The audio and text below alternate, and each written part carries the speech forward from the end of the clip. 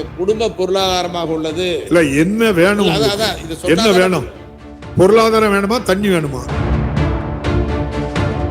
இல்ல பொருளாதாரத்தை சொன்னாதான் தண்ணி வேணும். தண்ணி வேணுங்கிறது காரணம் சொல்லலாம். தயவு பண்ணி துணை கேள்வினா கேள்விக்கு வாங்க.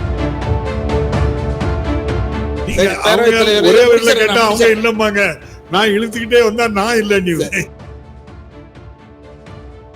மாண்புமிகு உறுப்பினர் ஜி கே மணி. மாண்புமிகு பேரவைத் தலைவர் அவர்களே, தமிழ்நாட்டில் ஆண்டு சராசரி மழை அளவில் குறைந்த மழை பெய்கிற மாவட்டம் தருமபுரி மாவட்டம். இது பெரிய பாசன திட்டங்கள் இல்லாத மாவட்டம். ஏழை எளிய சிறு குறு விவசாயிகள் மானாவாரி பயிரையே நம்பி வாழக்கூடிய மாவட்டம்.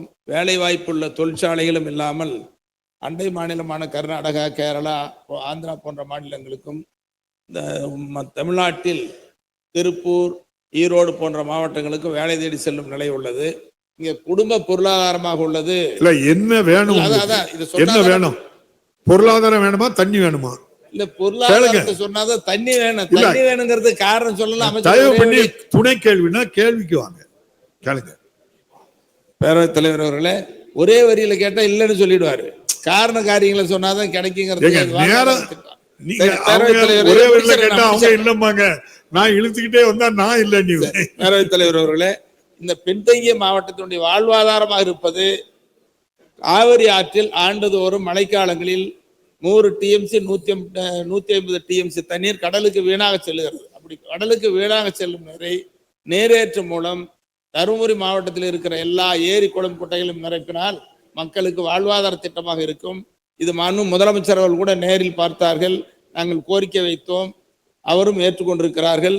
மாண்புமிகு நீர்வளத்துறை அமைச்சர் அவர்கள் ஆர்ப்பரித்து தண்ணீர் செல்லுகிற கடல்ல போற தண்ணியை மின் நீரேற்றி தருமபுரி மாவட்டத்துக்கு கிடைக்குமான்னு கேட்காங்க. மாண்புமிகு அமைச்சர் பதில் சொல்லுங்க.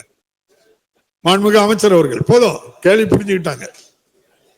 கேள்வி புரிஞ்சுக்கிட்டு பிளீஸ். மாண்புமிகு பேரவைத் தலைவர்களே, அவங்க மாவட்டம் என்ன நிலை இருக்குன்னு ஆரம்பிச்சு பதில், அதாவது காவிரி உபநீர் குறித்து கேட்டிருக்கிறார்.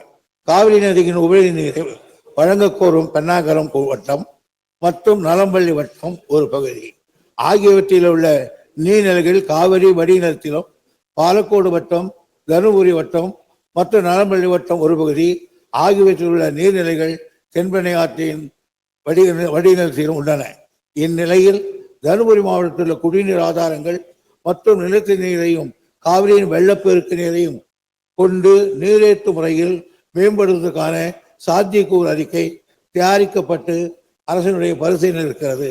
காவிரி உபநீரை உபயோகிப்பது குறித்து கர்நாடக அரசு கொடுத்துள்ள வழக்கு நீதிமன்றத்தில் நிலவியுள்ளது. இவற்றையும் கருத்தில் கொண்டு தேவைக்கு ஏற்ப ஆய்வெடுத்து அரசு பணியாற்றும்.